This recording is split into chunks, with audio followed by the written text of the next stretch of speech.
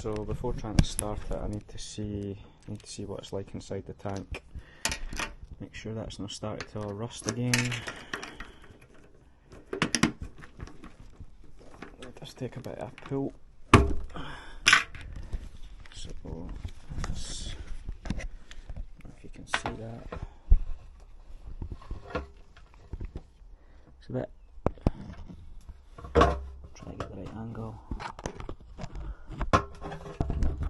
Feels a bit discoloured, but it's a lot better than what it was.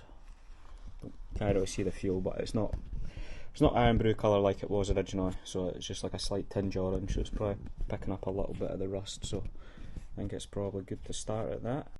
It should start, it's just been a while since I've done a lot, had it in bits, put back together, so hopefully it goes well. So the fuel pump's priming. Right, how do you start this? Clutch. That's not good.